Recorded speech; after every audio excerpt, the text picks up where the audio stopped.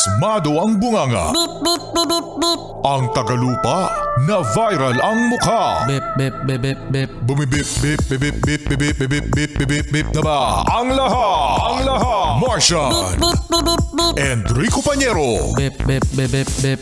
Beep, beep, beep, Bip, bip, bip, bip, bip. Bip, bip, bip, bip, bip. Tikilaok! Tikilaok! Beep, beep, beep, beep, beep. Ito na ang 101.1 Yes FM Balitang Meron ba kayo mga Yes Friend na kaibigan o kakilala na gumagamit ng tatlong pangalan? Alric John Menes de la Cruz. Nagbigay pa na example si Martian. Hindi yun. Hindi yung tatlong pangalan sa isang pangalan. Yung tatlong pangalan mga Yes Friend na ginagamit sa Facebook o kaya naman meron kayong mga kakilala na talaga ba yung pangalan niya?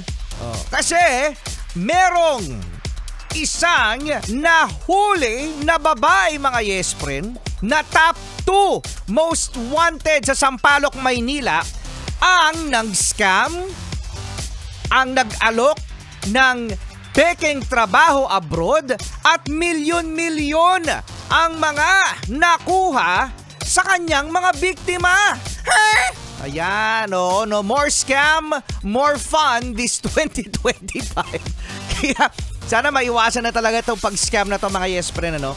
At eto nga, nahuli na nga ang suspect mga Yes Friend noong 2013 at noong 2018. Pero nakalabas!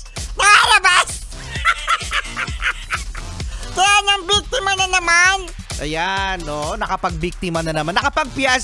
Nakapagpiyansa kasi. Oo, Martian. At eto nga ang malupit, mga Yes Friend. Nung mismong hinuli siya ng mga pulis, syempre, no, ang mga dahilan ng mga nahuhuli ng mga pulis ay tumataas ang blood pressure. So nagpadala ito si ate sa ospital, sa pinakamalapit na ospital. At ang nangyari, mangi-scam pa. Si ate, hanggang sa hinuli ng pulis na ospital na mangi-scam pa.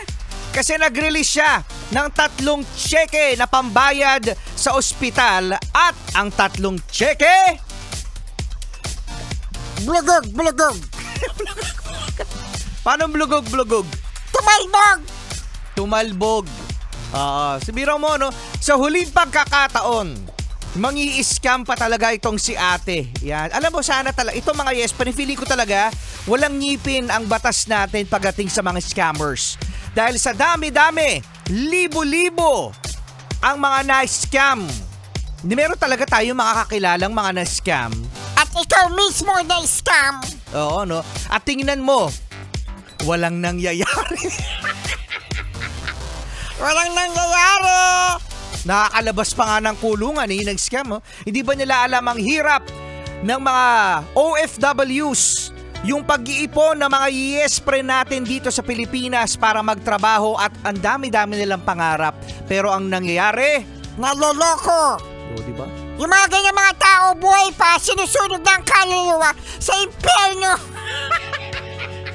Dahil po sinasabi, yan ang ating balitang. Ha? Nakakainis ha? Sinusunod ng kaluluwa mo sa impyerno, buhay ka pa.